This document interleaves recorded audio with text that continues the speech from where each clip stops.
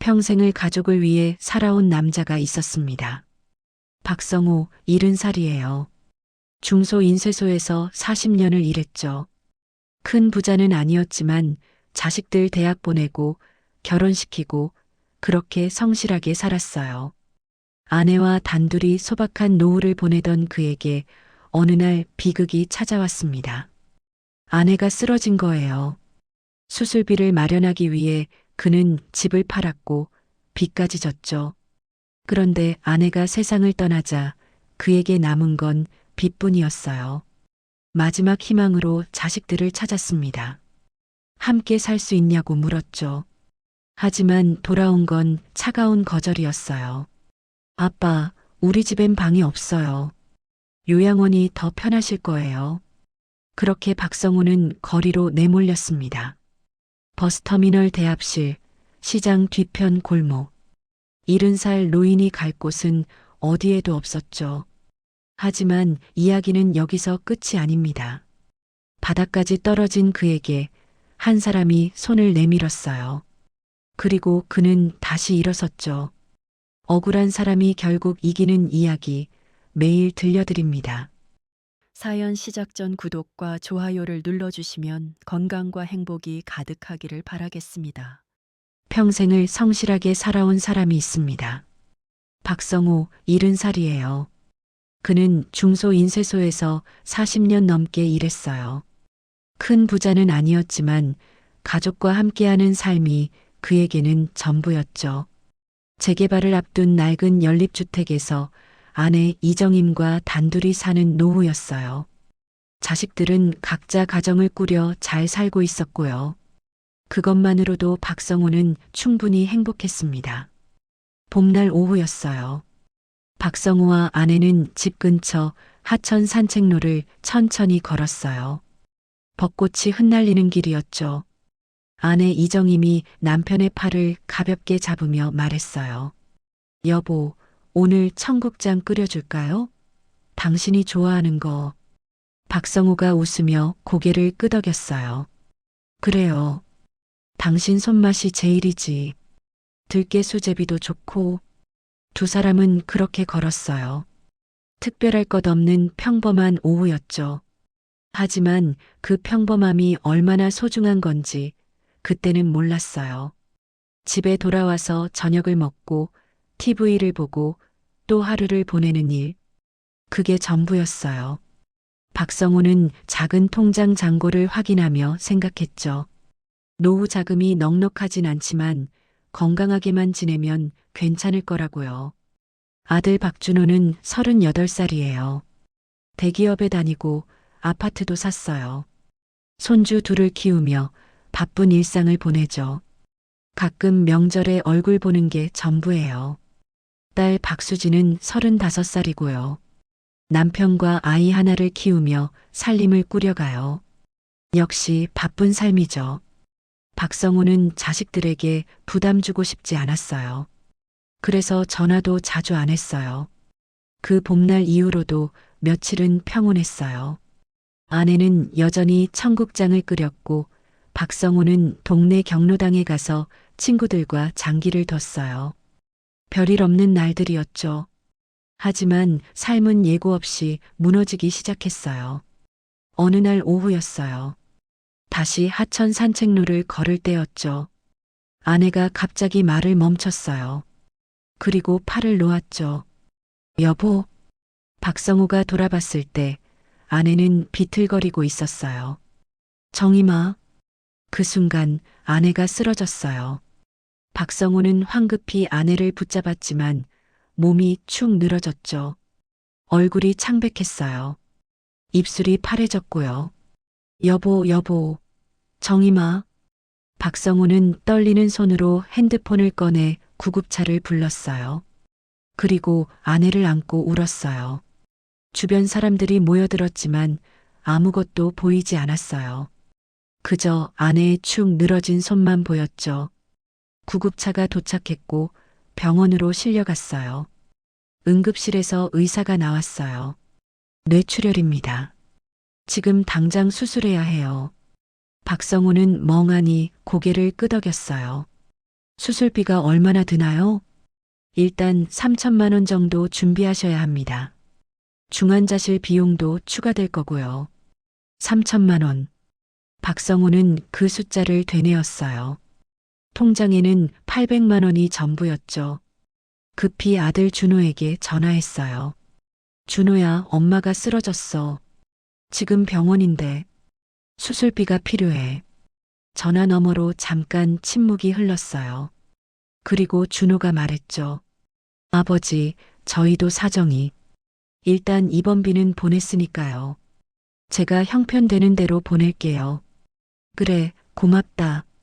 딸 수진에게도 전화했어요. 비슷한 대답이 돌아왔죠. 아빠, 우리도 애들 학원비랑 최대한 모아볼게요. 괜찮아요, 아빠. 우린 잘 살고 있으니까 걱정 마세요. 자식들은 각자 200만 원씩 보내왔어요.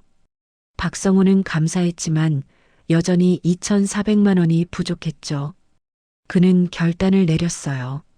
살던 연립주택을 정리하기로 했죠. 재개발 예정 지역이라 시세는 낮았지만 그래도 2억 정도 받을 수 있었어요.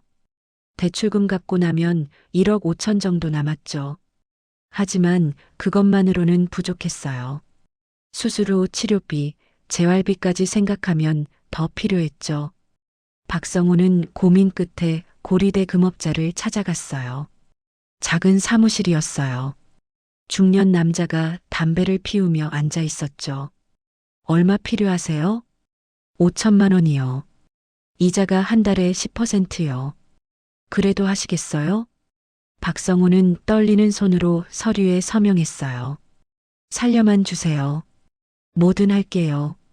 수술은 성공했어요.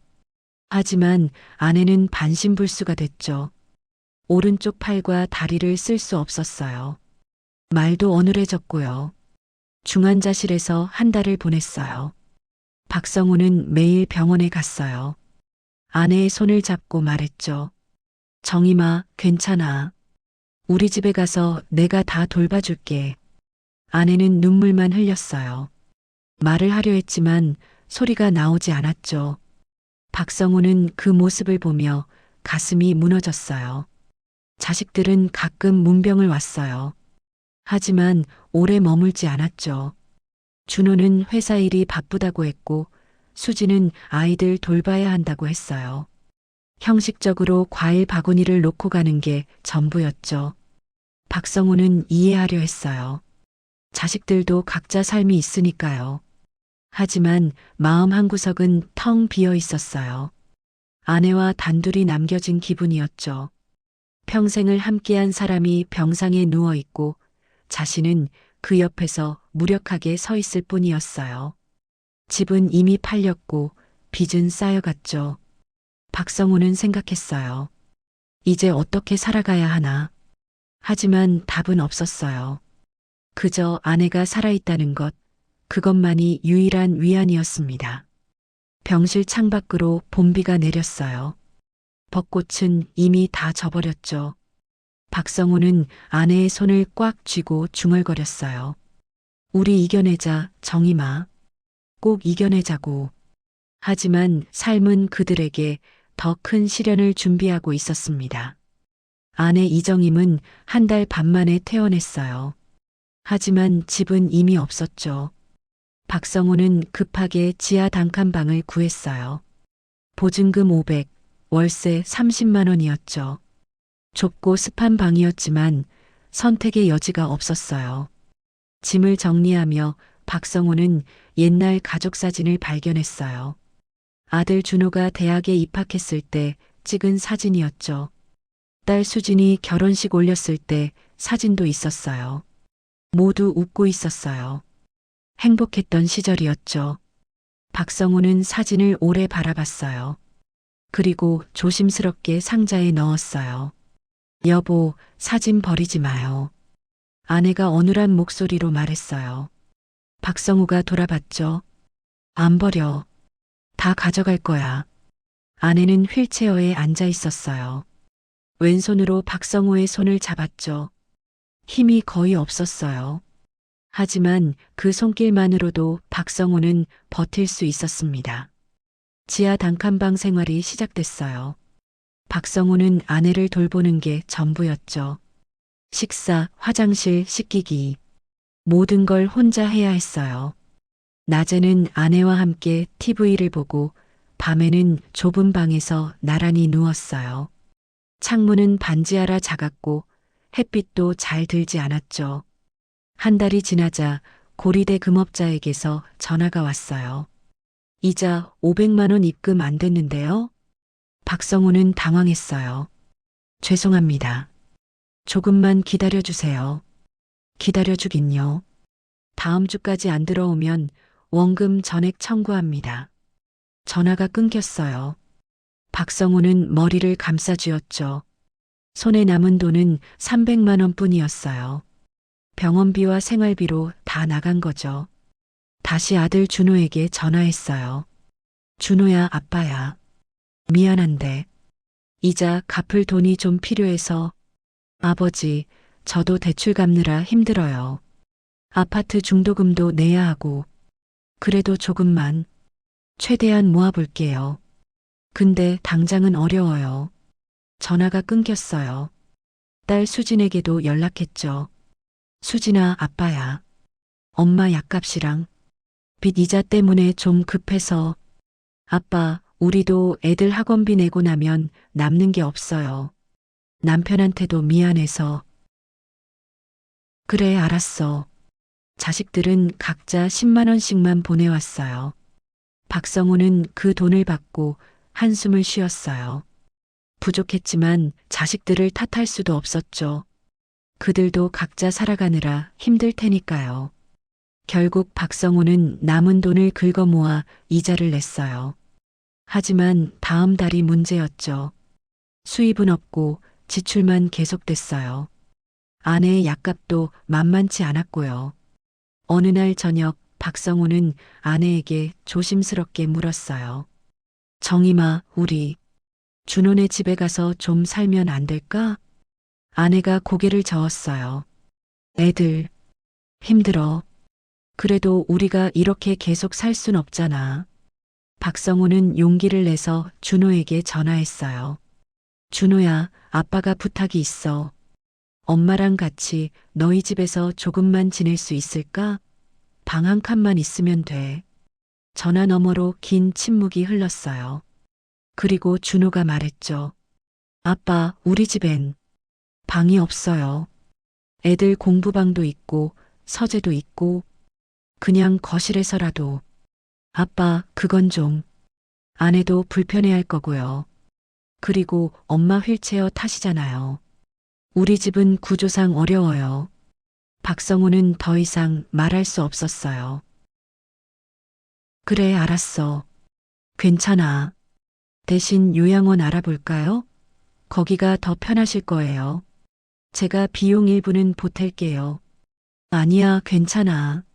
아빠가 알아서 할게. 전화를 끊고 박성우는 한참을 멍하니 앉아 있었어요. 요양원. 그건 아내를 보낼 수 없는 곳이었죠. 평생을 함께한 사람을 남의 손에 맡길 수는 없었어요. 딸 수진에게도 전화했어요. 수진아, 엄마랑 너희 집에서 좀 지낼 수 있을까? 아버지, 요양원이 낫지 않을까요? 전문적으로 돌봐주는 데니까. 아빠가 돌볼 수 있어. 방 한 칸만 있으면 돼. 아빠, 지금 남편이랑 애들이랑. 진짜 안 돼요. 집이 좁아서 우리도 힘들어요. 알았어. 미안하다. 박성우는 전화를 끊고 아내를 바라봤어요. 아내는 눈물을 흘리고 있었죠. 괜찮아, 정임아. 우리 둘이서 잘 살 수 있어. 하지만 상황은 나아지지 않았어요. 고리대 금업자의 독촉 전화는 계속 왔고 통장 잔고는 바닥났죠. 아내의 건강도 나빠졌어요. 욕창이 생기기 시작했고 기력도 떨어졌죠. 어느 날 밤 아내가 박성우를 불렀어요. 여보, 왜 정임아? 미안해. 내가 짐이 돼서. 무슨 소리야? 당신은 내 전부야. 아내는 눈물을 흘렸어요. 박성호도 울었죠. 두 사람은 그렇게 좁은 방에서 서로를 껴안고 밤을 보냈습니다. 며칠 뒤 아내의 상태가 급격히 나빠졌어요. 호흡이 가빠지고 의식이 흐려졌죠. 박성호는 급히 병원으로 데려갔어요. 의사가 말했죠. 폐렴입니다. 면역력이 많이 떨어진 상태예요. 치료할 수 있나요? 입원해서 항생제 치료해야 해요. 하지만 상태가 좋지 않습니다. 아내는 중환자실에 다시 입원했어요. 박성호는 매일 면회를 갔죠. 하지만 아내는 점점 약해졌어요. 어느 날 새벽 병원에서 전화가 왔어요. 보호자시죠? 지금 빨리 오세요. 박성호는 뛰어갔어요. 하지만 늦었죠. 아내는 이미 숨을 거둔 뒤였어요. 정임아, 정임아. 박성호는 아내의 손을 잡고 울었어요. 간호사가 조용히 다가와 말했죠. 조의를 표합니다. 유족분들께 연락하시겠어요? 박성호는 고개를 끄덕였어요. 떨리는 손으로 아들과 딸에게 전화했죠. 준호야, 엄마가 돌아가셨어. 네, 알겠습니다. 지금 갈게요. 장례식은 3일장으로 치러졌어요. 준호와 수진이 왔죠. 하지만 오래 머물지 않았어요. 조문객도 많지 않았고요. 장례식장은 한산했어요. 준호가 조심스럽게 물었어요. 아버지, 이제 어떻게 하실 거예요? 아빠가 알아서 할게. 요양원이라도. 됐어. 신경 쓰지 마. 자식들은 장례가 끝나자마자 떠났어요. 박성호는 혼자 남았죠. 아내의 유골함을 들고 공동묘지로 향했어요. 작은 납골당이었죠. 유골함을 안치하고 박성호는 한참을 그 앞에 앉아 있었어요. 정임아, 미안해. 내가 지켜주지 못했어. 돌아오는 길, 박성호는 지하 단칸방으로 향했어요. 하지만 집주인이 기다리고 있었죠. 어르신, 방 비우셔야 해요. 다음 사람 들어와요. 밀린 월세도 있고요. 조금만 시간을 주세요. 안 돼요. 당장 나가세요. 박성호는 짐을 쌌어요. 가족 사진, 옷 몇 벌, 아내가 쓰던 물건들. 그게 전부였죠. 큰 가방 하나에 다 들어갔어요. 그렇게 박성호는 집을 잃었습니다. 평생 일하고 가족을 위해 살았지만 남은 건 빚과 가방 하나뿐이었죠. 그는 버스터미널로 향했어요. 비가 내리는 밤이었습니다. 버스터미널 대합실은 형광등 불빛이 차가웠어요. 박성호는 구석 의자에 앉아 큰 가방을 껴안았죠. 밤 11시였어요. 사람들은 하나둘 버스를 타고 떠났고 대합실은 점점 텅 비어갔어요. 경비원이 다가왔어요. 어르신, 여기서 주무시면 안 됩니다. 죄송합니다. 박성호는 일어나 밖으로 나갔어요. 비는 그쳤지만 바람이 차가웠죠. 그는 터미널 뒤편으로 갔어요. 작은 처마 밑이 있었죠. 거기서 밤을 보내기로 했어요. 가방을 베고 누웠어요. 딱딱한 바닥이었지만 선택의 여지가 없었죠. 박성호는 눈을 감았어요. 하지만 잠이 오지 않았어요. 아내 생각만 났죠. 함께 걷던 하천 산책로, 청국장 끓이던 모습, 웃던 얼굴. 모든 게 떠올랐어요. 새벽이 되자 추위가 심해졌어요. 박성호는 옷을 여러 겹 껴입었지만 몸이 떨렸죠. 그렇게 첫 밤을 보냈습니다. 아침이 되자 박성호는 시장으로 갔어요. 공중화장실에서 세수를 하고 싸구려 국밥집에 들어갔죠. 4,000원짜리 국밥 한 그릇을 시켰어요. 뜨거운 국물이 목구멍을 타고 내려갔죠. 그제야 좀 살 것 같았어요. 지갑을 확인했어요. 남은 돈은 3만 원이 전부였죠. 이 돈으로 얼마나 버틸 수 있을까? 박성호는 한숨을 쉬었어요. 낮 동안은 시장 골목을 배회했어요. 갈 곳이 없었거든요. 동네 도서관에 가서 앉아 있기도 했죠. 따뜻했어요.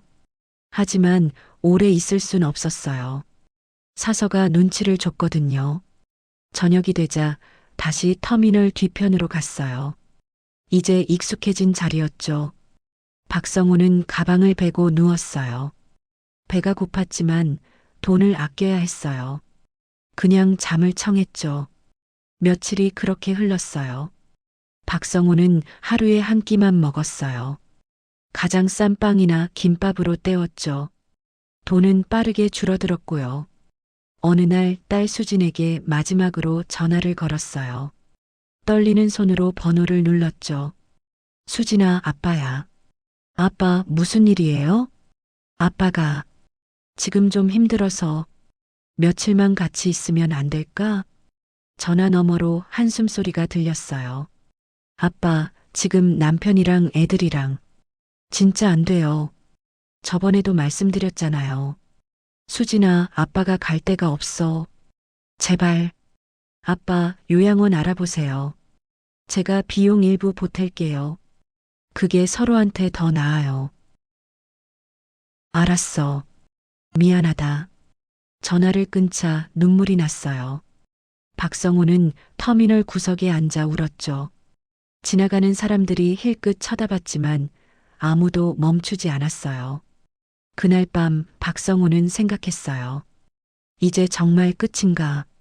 평생 일했고 자식들 키웠고 성실하게 살았는데 왜 이렇게 됐을까? 답은 없었어요. 일주일이 지나자 돈이 바닥났어요. 박성우는 더 이상 버틸 수 없었죠. 시장 뒤편 골목으로 옮겼어요. 거기엔 노숙자들이 몇 명 있었어요. 박성우는 그들 사이에 자리를 잡았죠. 할배, 처음이세요? 젊은 노숙자가 물었어요. 박성우는 고개를 끄덕였죠. 여기 있으면 새벽에 김밥 나눠주는 봉사자들이 와요. 그거라도 먹고 버티세요. 고맙습니다. 박성우는 그렇게 시장 뒤편 골목의 한 사람이 됐습니다. 70살 노인이 거리에서 잠을 자는 신세가 된 거죠. 가족 사진이 든 가방만 꼭 껴안고 있었어요. 그게 유일한 위안이었죠. 며칠 후 몸이 아프기 시작했어요. 기침이 나고 열이 났죠. 하지만 병원에 갈 돈이 없었어요. 그냥 참았어요. 추운 밤을 견디며 박성우는 생각했어요. 이제 정말 끝일까? 아내가 있는 곳으로 가야 하나? 하지만 아직은 아니었어요. 살고 싶었어요. 어떻게든 다시 일어서고 싶었죠. 그런데 그때 누군가 박성우에게 말을 걸었어요. 할아버지, 일 찾으세요? 고개를 들자 중년 남자가 서 있었어요. 인력소개소 직원이었죠. 네. 공사장에 인부 필요한데 가실래요? 박성우는 주저없이 고개를 끄덕였어요. 살기 위해서라면 뭐든 할 수 있었습니다. 인력소개소는 시장에서 10분 거리에 있었어요. 작은 컨테이너 사무실이었죠. 아침 6시 박성우는 그곳에 갔어요. 이미 사람들이 모여 있었어요. 대부분 젊은 남자들이었죠. 오늘 건물 철거 현장 갑니다. 일당 8만 원이에요. 직원이 말했어요. 박성우는 손을 들었죠. 저도 갈 수 있나요? 직원이 박성우를 위아래로 훑어봤어요. 할아버지, 이 일은 체력이 딸리면 안 돼요. 할 수 있습니다. 그럼 따라오세요. 근데 다치셔도 우리 책임 아니에요. 박성우는 고개를 끄덕였어요. 트럭에 올라탔죠. 젊은 인부들이 수군거렸어요. 저 할배 괜찮으려나? 그냥 집에 가서 쉬시지. 박성우는 아무 말도 하지 않았어요. 그저 창밖을 바라봤죠. 살아야 한다. 거리로 돌아가긴 싫다. 그 생각뿐이었어요. 공사 현장에 도착했어요. 낡은 건물이었죠. 철거 작업이 한창이었어요.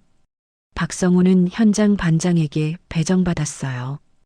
할배, 저기 벽돌 나르는 거 도와줘요. 힘들면 말하고요.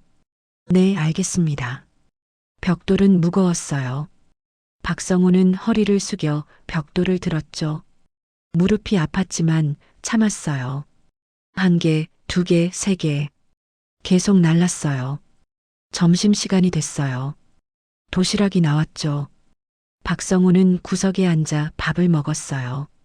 젊은 인부들이 웃으며 떠들었지만 박성호는 끼지 못했어요. 그저 혼자 밥을 먹었죠. 오후가 되자 몸이 한계에 달했어요. 손에는 물집이 잡혔고 허리는 끊어질 것 같았죠. 하지만 멈출 수 없었어요. 일당을 받아야 했거든요. 저녁 6시 작업이 끝났어요. 현장 반장이 봉투를 나눠줬죠. 박성호는 8만 원을 받았어요. 생전 처음 받아보는 하루 품삯이었죠. 수고하셨어요, 할아버지. 감사합니다. 박성호는 돈을 꼭 쥐고 인력 소개소로 돌아왔어요. 그리고 다시 물었죠. 내일도 일 있나요? 내일은 없어요. 모레 한번 와보세요. 박성호는 고개를 끄덕이고 돌아섰어요. 8만 원. 이 돈으로 며칠을 버틸 수 있을까? 일단 저녁을 먹어야 했어요. 국밥집에 들어가 5천 원짜리 국밥을 시켰죠. 뜨거운 국물이 몸을 녹여줬어요. 밤이 되자 다시 시장 뒤편 골목으로 갔어요. 익숙한 자리에 가방을 내려놓고 누웠죠. 몸은 아팠지만 마음은 조금 나아졌어요. 오늘 하루는 버텼으니까요. 며칠이 그렇게 흘렀어요. 박성호는 인력 소개소에 나가 일을 구했어요. 건물 철거, 하역, 청소, 무슨 일이든 했죠. 젊은 인부들은 박성호를 무시했어요. 할배, 느려요. 좀 빨리 하세요.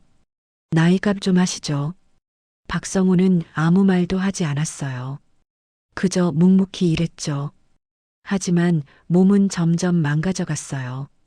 손바닥은 갈라졌고 무릎은 퉁퉁 부었어요. 어느 날 위험한 작업에 배치됐어요. 높은 비계 위에서 자재를 나르는 일이었죠. 박성호는 조심스럽게 올라갔어요. 다리가 떨렸지만 할 수 있었어요. 그런데 그때였어요. 발을 헛디딘 거죠. 아! 박성호는 비계에서 떨어졌어요. 3미터 높이였죠.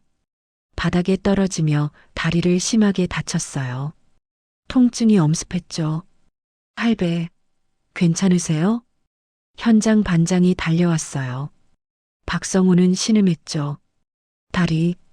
다리가 병원 가야겠어요. 구급차 불러요. 안 돼요. 돈이 없어요. 그래도 가야죠. 구급차가 왔지만 박성호는 거부했어요. 괜찮아요. 그냥 쉬면 나아질 거예요. 현장 반장이 난감한 표정을 지었어요. 그럼 일당만 드릴게요. 오늘은 여기까지만 하세요. 박성호는 5만 원을 받았어요. 반나절 일한 거죠. 다리를 질질 끌며 시장으로 돌아왔어요. 약국에서 파스를 샀죠. 그게 전부였어요. 밤이 되자 통증이 심해졌어요. 다리가 퉁퉁 부었고 걷기도 힘들었죠. 박성호는 골목 구석에 누워 신음했어요. 아무도 도와주지 않았어요. 며칠이 지나자 다리는 조금 나아졌어요. 하지만 완전히 회복되진 않았죠. 절뚝거리며 걸어야 했어요. 인력 소개소에 가도 일을 주지 않았어요. 할아버지, 다리 다친 상태론 일 못해요. 나으면 다시 오세요. 박성호는 돌아섰어요. 갈 곳이 없었죠. 돈도 거의 다 떨어졌어요. 이제 뭘 해야 하나? 생각이 멈췄어요. 시장을 배회하다 폐지를 줍는 노인을 봤어요. 리어카에 폐지를 가득 싣고 가더군요. 박성호는 그 모습을 오래 바라봤어요. 그리고 결심했죠. 나도 저걸 해야겠다고. 다음 날부터 박성호는 폐지를 주었어요. 골목을 돌아다니며 박스를 모았죠. 무겁지만 다른 선택이 없었어요. 하루 종일 죽고 다녀도 10,000원이 안 됐어요. 그래도 아무것도 안 하는 것보단 나았죠. 겨울이 다가왔어요. 날씨가 추워졌죠. 박성우는 얇은 옷만 입고 있었어요. 추위를 견디기 힘들었어요. 밤엔 골목에서 떨며 잠을 청했죠. 어느 날 밤 박성우는 생각했어요. 이게 내 인생의 끝일까? 일은 평생 성실하게 살았는데 이렇게 끝나는 걸까? 눈물이 났어요. 정임아, 이제 그만 가도 되겠지? 박성우는 중얼거렸어요. 아내가 그리웠어요. 함께 있고 싶었죠. 하지만 아직은 아니었어요. 아직 살아야 했어요. 다음 날 아침 박성우는 다시 일어났습니다. 폐지를 주우러 나갔죠. 그렇게 하루하루를 버텼습니다. 겨울 추위는 매서웠어요. 박성우는 얇은 점퍼 하나로 거리를 헤맸죠. 손은 동상에 걸려 퉁퉁 부었고 발가락도 감각이 없었어요. 하지만 멈출 수 없었어요. 폐지를 주어야 밥을 먹을 수 있었거든요. 아침 일찍 일어나 골목을 돌았어요. 박스, 신문지, 헌옷. 뭐든 주었죠. 리어카는 없었지만 큰 비닐봉지에 담아 끌고 다녔어요. 무거웠지만 참았어요. 고물상에 폐지를 팔았어요. 하루 종일 모아도 8,000원밖에 안 됐죠. 그 돈으로 빵 2개를 사고 남은 돈은 아꼈어요. 언제 또 일을 못할지 몰랐거든요.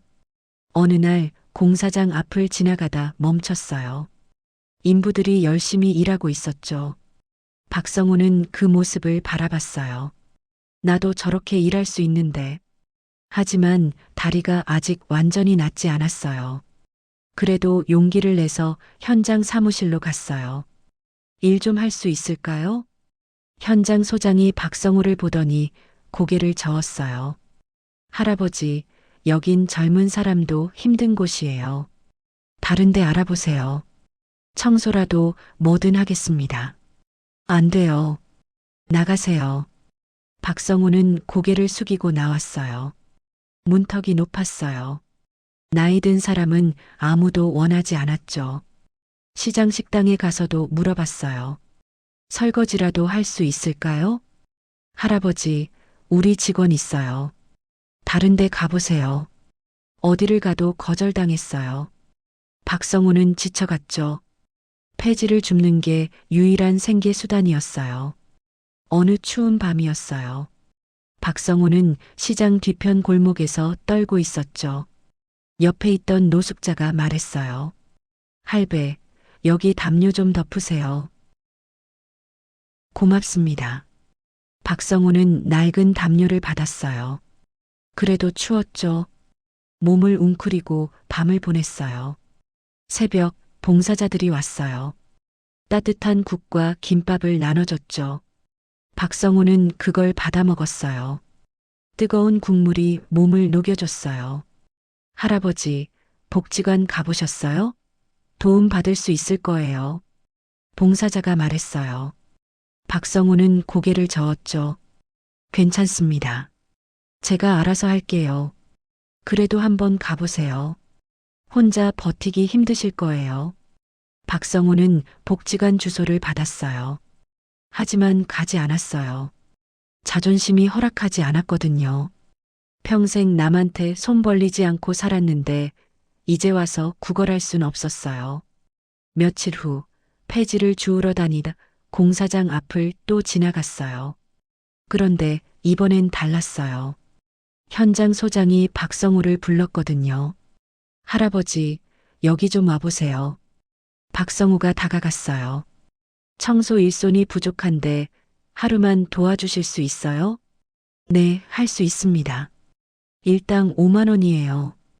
괜찮으시죠? 감사합니다. 박성우는 빗자루와 쓰레받기를 받았어요. 공사장 청소를 시작했죠. 비록 허드렛 일이었지만 일을 한다는 게 좋았어요. 사람 대접을 받는 기분이었죠. 하루 종일 청소했어요. 먼지와 흙이 온몸에 묻었지만 개의치 않았어요. 저녁이 되자 현장 소장이 5,000원을 줬죠. 수고하셨어요, 할아버지. 내일도 올 수 있으세요? 네, 오겠습니다. 박성우는 기뻤어요. 매일 일할 수 있다는 게 감사했죠. 5만 원이면 하루 세 끼를 먹을 수 있었어요. 일주일이 지났어요. 박성우는 매일 공사장에 나갔죠. 청소를 하고 자재를 정리했어요. 몸은 힘들었지만 마음은 한결 나아졌어요. 어느 날 현장 소장이 박성우를 불렀어요. 할아버지, 공사가 끝나서 이제 청소 일도 끝이에요. 박성우는 당황했어요. 네, 알겠습니다. 수고하셨어요. 다음에 또 일 있으면 연락드릴게요. 박성우는 고개를 숙이고 나왔어요. 다시 폐지를 주어야 했죠. 하지만 그 일주일은 소중했어요. 사람으로서의 존엄을 느꼈거든요. 다시 시장을 배회하며 폐지를 주었어요. 추위는 더 심해졌고 몸도 약해졌죠. 기침이 나고 열이 났어요. 하지만 병원에 갈 돈이 없었어요. 어느 날 저녁 박성호는 한강 다리 난간에 서 있었어요. 아래로 강물이 흐르고 있었죠. 어둡고 차가웠어요. 정임아, 이제 그만 가도 되겠지? 박성호는 중얼거렸어요. 너무 힘들었어요. 살아야 할 이유를 찾을 수 없었죠. 가족도 집도 돈도 없었어요. 아무것도 남지 않았어요. 그런데 그때 누군가 박성우의 어깨를 잡았어요. 할아버지, 괜찮으세요? 돌아보니 중년 남자가 서 있었어요. 따뜻한 눈빛이었죠. 네, 괜찮습니다. 거짓말 마세요.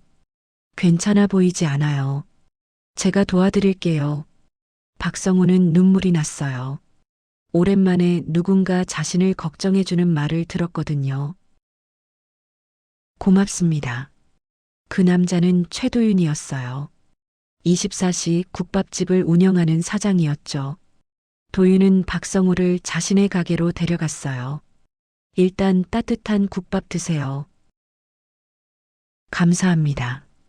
박성우는 뜨거운 국밥을 먹었어요. 눈물이 흘렀죠.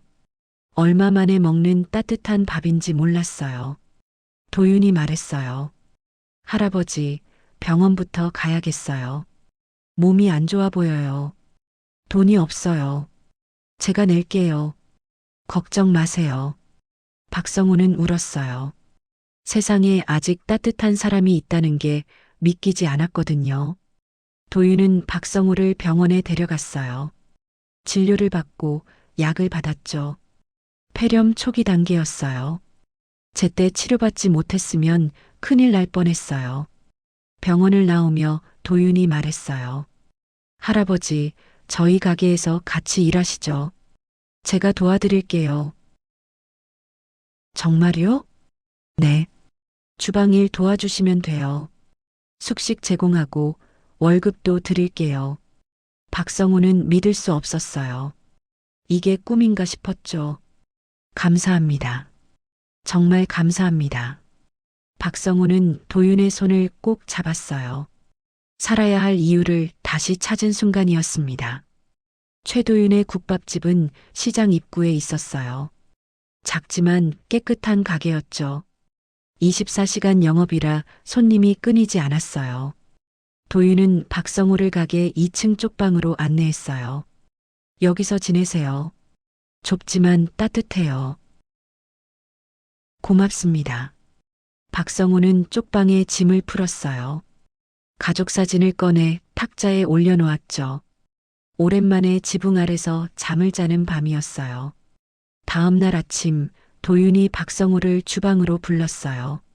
할아버지, 오늘부터 저 도와주세요. 어렵지 않아요. 야채 다듬고 설거지하고 그런 일이에요. 네, 알겠습니다. 박성우는 주방에 섰어요.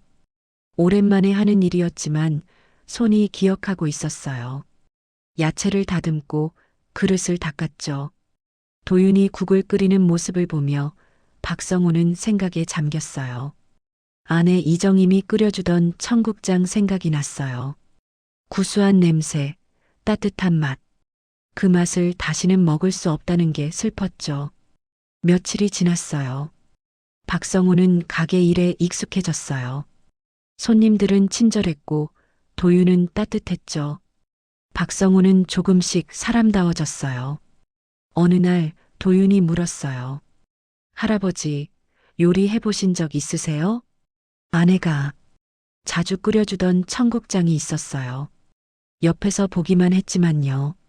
한번 끓여보시겠어요? 박성우는 망설였어요. 하지만 도윤이 재료를 내밀었죠. 괜찮아요. 편하게 해보세요. 박성우는 청국장을 꺼냈어요. 냄새를 맡자 아내 생각이 났죠. 천천히 끓이기 시작했어요. 아내가 하던 대로 하나하나 따라했어요. 국이 끓자 구수한 냄새가 퍼졌어요. 도윤이 맛을 봤죠. 할아버지, 이거 진짜 맛있는데요? 손님들한테 팔아도 되겠어요. 정말요? 네. 내일부터 메뉴에 올려볼게요. 박성우는 가슴이 벅찼어요. 아내가 끓여주던 청국장을 다시 만들 수 있다는 게 신기했죠. 다음 날 청국장이 메뉴에 올라갔어요. 손님이 주문했죠. 박성우는 정성껏 끓였어요. 손님이 한술 먹더니 말했어요. 사장님, 이거 진짜 엄마 손맛 같아요. 또 올게요. 박성우는 눈물이 날 것 같았어요. 자신이 만든 음식을 누군가 좋아한다는 게 감사했거든요. 며칠 후 청국장은 인기 메뉴가 됐어요. 손님들이 입소문을 냈죠. 어르신 손맛이라고요.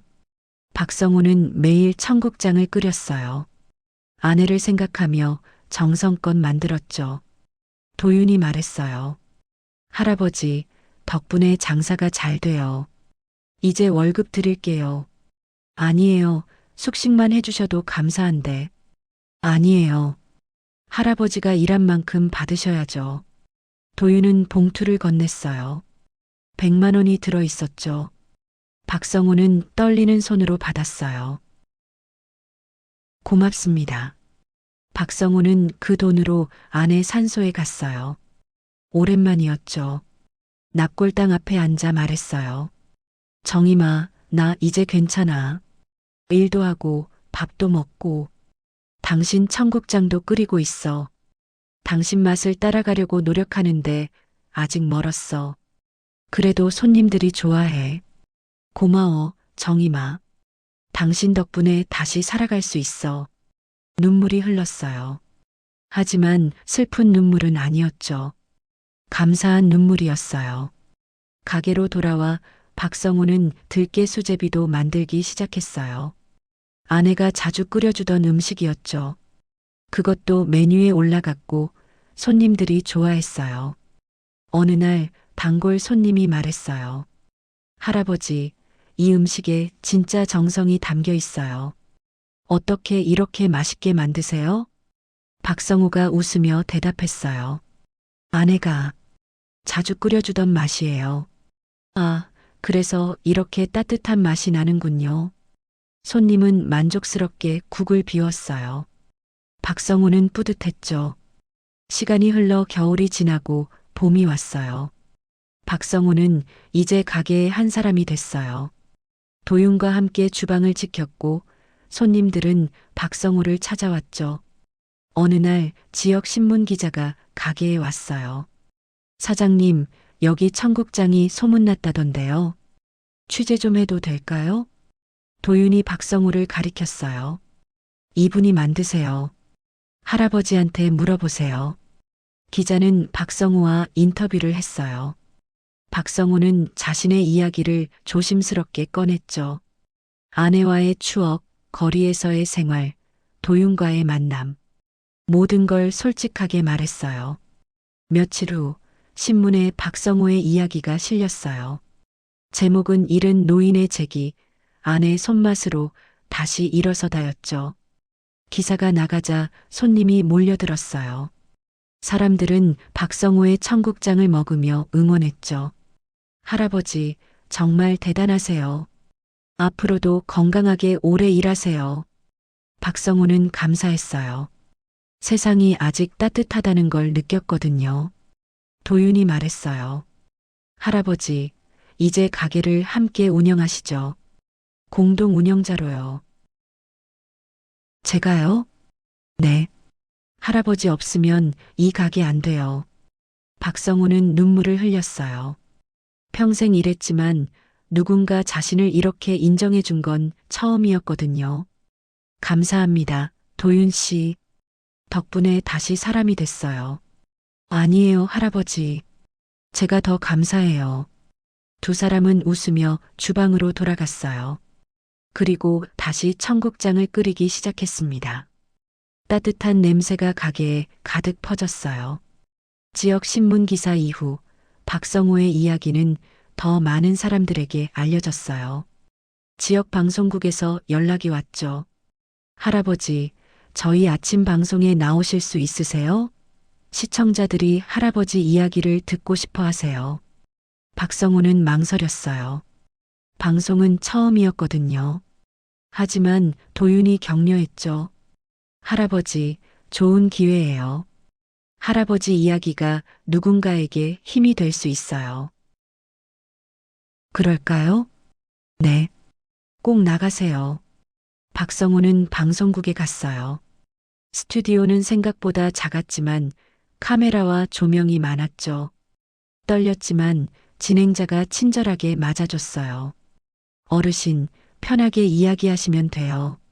방송이 시작됐어요. 진행자가 물었죠. 할아버지, 어떻게 이렇게 힘든 시간을 버티셨어요? 박성우는 잠시 생각하다 대답했어요. 아내요. 아내가 자주 끓여주던 청국장 맛이 생각났어요. 그 맛을 다시 만들고 싶었죠. 그게 제가 살아갈 이유가 됐어요. 지금은 어떠세요? 행복해요. 비록 늦었지만 다시 사람 대접받으며 살고 있으니까요.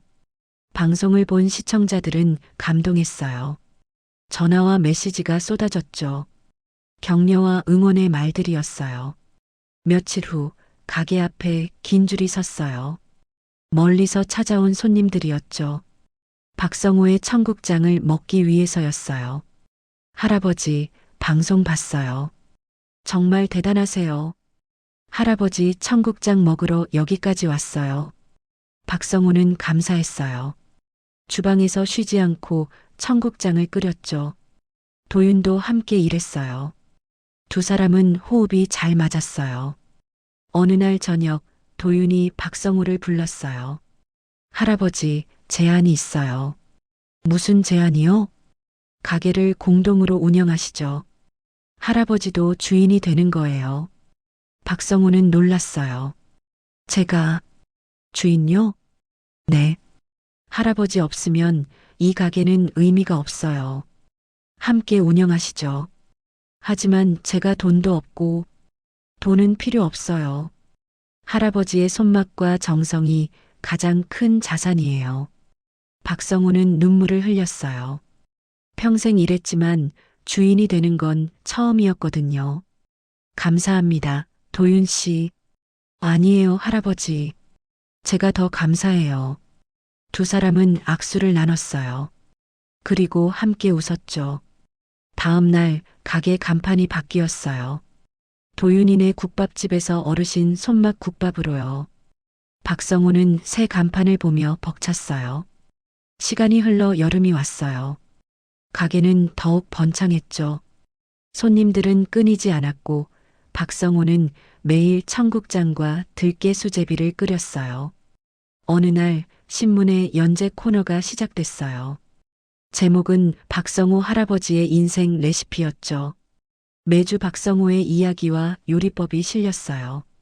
사람들은 그 기사를 읽으며 위로받았죠.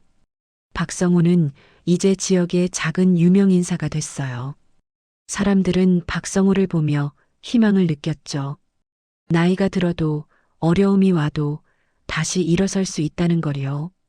어느 날 오후 박성우는 가게 앞에서 쉬고 있었어요. 그때 낯익은 목소리가 들렸죠. 아버지. 고개를 들자 아들 준호가 서 있었어요. 딸 수진도 함께였죠. 박성우는 놀랐어요. 너희가 왜? 준호가 다가왔어요. 눈이 빨갛게 충혈돼 있었죠. 아버지, 저희가 정말 잘못했어요. 수진도 울먹였어요. 아빠 미안해요. 진짜 미안해요. 박성우는 복잡한 표정을 지었어요. 반가우면서도 서운했죠. 무슨 일로 왔니? 방송 봤어요. 신문도 봤고요. 아버지가 이렇게 힘들게 사셨다는 걸 몰랐어요. 준호는 무릎을 꿇었어요. 아버지, 용서해 주세요. 저희가 너무 이기적이었어요. 수진도 무릎을 꿇었죠. 아빠 미안해요. 우리가 정말 잘못했어요. 박성우는 그들을 바라봤어요. 오랜 시간이 흘렀지만 여전히 자식이었죠. 하지만 마음을 쉽게 열 수 없었어요. 일어나라. 사람들 보잖아. 아버지, 일단 들어와. 박성우는 자식들을 가게 안으로 들였어요. 도윤이 차를 내왔죠. 세 사람은 조용히 마주 앉았어요. 준호가 말을 꺼냈어요. 아버지, 그동안 연락도 안 드리고 정말 죄송합니다. 그래, 이제라도 같이 살아요. 저희 집에 오세요. 박성우는 고개를 저었어요. 아니다. 난 여기가 좋아. 하지만 너희도 각자 삶이 있잖아. 난 이제 내 삶이 있어. 여기서 일하고 손님들 만나고 그게 좋아. 수진이 울먹였어요. 아빠, 그래도 괜찮아. 난 이제 혼자가 아니야. 도윤 씨도 있고 손님들도 있고. 박성우는 자식들을 바라봤어요. 너희가 찾아와줘서 고마워. 하지만 너무 늦었어. 난 이미 내 자리를 찾았거든. 준호와 수지는 고개를 숙였어요. 박성우의 말이 옳았죠. 죄송합니다, 아버지. 미안하면 됐어. 이제 너희도 잘 살아. 그게 아빠 바람이야. 자식들은 울며 고개를 끄덕였어요. 박성우는 그들의 어깨를 토닥였죠. 가끔 얼굴 보러 와라. 청국장 끓여줄게. 네, 아버지. 자식들이 떠나고 박성우는 혼자 앉아 있었어요. 마음이 복잡했지만 후회는 없었어요. 이제 그는 자신의 삶을 살 거니까요. 도윤이 다가와 물었어요. 할아버지, 괜찮으세요?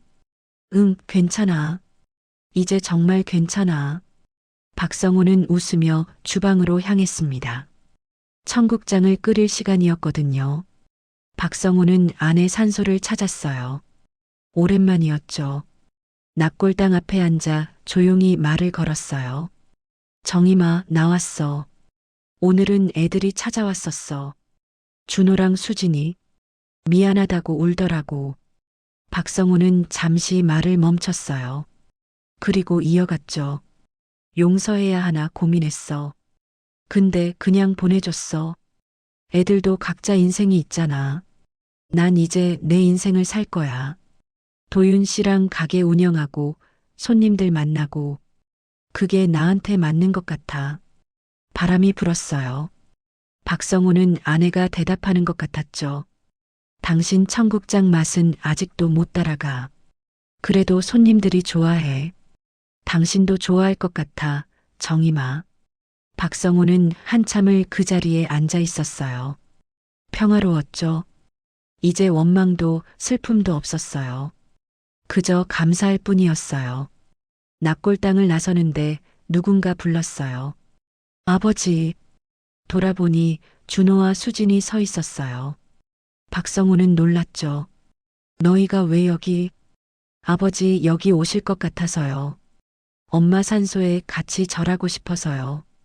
박성우는 고개를 끄덕였어요. 그래, 들어가자.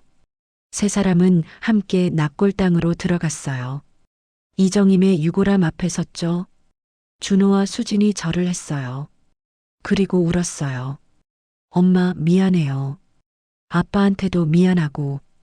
박성우는 자식들을 바라봤어요. 여전히 미숙하고 부족한 아이들이었죠. 하지만 그래도 자식이었어요. 그만 울어. 엄마도 보고 있을 거야. 준호가 말했어요. 아버지, 저희 정말 반성하고 있어요. 이제부터라도 잘할게요. 억지로 하지 마. 너희도 각자 삶이 있잖아. 아니에요, 아버지. 자주 찾아뵐게요. 청국장도 먹으러 갈게요. 수진도 말했어요. 아빠, 애들도 데리고 갈게요. 할아버지 청국장 먹여주고 싶어요. 박성우는 웃었어요. 그래, 그럼 오너라. 납골당을 나와 세 사람은 나란히 걸었어요. 오랜만에 함께 걷는 길이었죠. 어색했지만 나쁘지 않았어요. 준호가 조심스럽게 물었어요. 아버지, 정말 저희 집에 안 오실 거예요? 그래. 난 가게가 편해. 거기가 내 집이야. 알겠습니다. 그럼 자주 뵈러 갈게요. 그래, 가끔 와라. 청국장 끓여줄게. 세 사람은 버스 정류장에서 헤어졌어요. 준호와 수지는 버스를 타고 떠났고 박성우는 가게로 돌아갔어요. 가게에 도착하니 도윤이 기다리고 있었어요. 할아버지, 어떻게 됐어요? 응, 괜찮아. 애들이 찾아왔었어. 같이 엄마 산소에 다녀왔어. 화해하셨어요? 글쎄, 완전히 화해한 건 아니지만 그래도 이제 괜찮아질 것 같아. 도윤이 웃으며 말했어요. 다행이에요, 할아버지. 응, 다행이지. 박성우는 앞치마를 둘렀어요. 그리고 주방으로 들어갔죠. 청국장을 끓일 시간이었어요. 손님들이 하나둘 들어왔어요. 박성우는 웃으며 인사했죠. 어서 오세요. 저녁이 되자 가게는 손님들로 가득 찼어요. 박성우는 쉬지 않고 청국장을 끓였어요. 도윤과 함께 일하는 시간이 즐거웠죠. 손님 한 명이 말했어요. 할아버지, 오늘 청국장 더 맛있는 것 같아요. 그래요? 감사합니다. 할아버지 웃는 얼굴이 더 밝아진 것 같아요. 박성우는 웃었어요. 정말 행복했거든요. 밤이 깊어갔어요. 손님들이 하나둘 떠나고 가게는 조용해졌죠. 박성우와 도윤은 설거지를 하며 이야기를 나눴어요. 할아버지, 오늘 정말 수고하셨어요. 도윤 씨도 고생했어요. 할아버지 덕분에 이 가게가 잘 되는 거예요. 감사해요. 아니에요. 도윤 씨 덕분이죠. 내가 더 감사해요. 두 사람은 웃으며 설거지를 마쳤어요. 그리고 가게 문을 닫았죠. 박성우는 2층 쪽방으로 올라갔어요. 가족 사진을 바라보며 중얼거렸어요. 정임아, 나 이제 정말 괜찮아. 가게도 잘 되고 도윤 씨도 좋은 사람이고 애들도 찾아왔어. 늦었지만 그래도 다행이야. 박성우는 침대에 누웠어요. 창밖으로 별이 보였죠. 오랜만에 평화로운 밤이었어요. 다음 날 아침 박성우는 일찍 일어났어요. 주방으로 내려가 청국장을 끓이기 시작했죠. 구수한 냄새가 가게에 퍼졌어요. 도윤이 내려와 웃으며 말했어요. 할아버지, 오늘도 화이팅이에요. 응, 화이팅.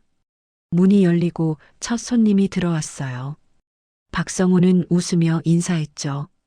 어서 오세요. 손님은 청국장을 주문했어요. 박성우는 정성껏 담아냈죠. 손님이 한술 먹더니 말했어요. 할아버지, 정말 맛있어요. 엄마 생각나요. 감사합니다. 맛있게 드세요. 박성우는 주방으로 돌아갔어요. 그리고 다시 청국장을 끓이기 시작했죠. 이제 박성우에게는 새로운 가족이 생겼어요. 도윤, 손님들, 그리고 이 작은 가게. 이곳이 그의 집이었죠. 평생 일했지만 이제야 진짜 자신의 자리를 찾은 기분이었어요. 나이가 들어도 어려움이 와도 다시 일어설 수 있다는 걸 배웠죠. 박성우는 생각했어요. 인생의 진짜 성공은 돈이나 명예가 아니라 다시 사람 곁으로 돌아오는 것이라고. 누군가를 위해 무언가를 만들고 웃으며 하루를 보내는 것이라고. 저녁이 되자 문이 열렸어요. 준호와 수진이 아이들을 데리고 왔죠. 할아버지, 손주들이 달려왔어요. 박성우는 아이들을 안아줬어요. 왔구나. 청국장 먹으러 왔니? 네. 할아버지 청국장 먹고 싶어요. 박성우는 웃으며 주방으로 갔어요. 그리고 정성껏 청국장을 끓였죠. 가족들이 둘러앉아 밥을 먹었어요. 아이들은 맛있다고 연신 칭찬했고 준호와 수지는 조용히 밥을 먹었어요. 박성우는 그 모습을 바라보며 생각했어요. 이제 괜찮아. 모든 게 제자리를 찾아가고 있어. 밥을 다 먹고 준호가 말했어요. 아버지, 다음 주에 또 올게요. 그래, 천천히 와라. 사랑해요, 아버지. 박성우는 잠시 놀랐어요.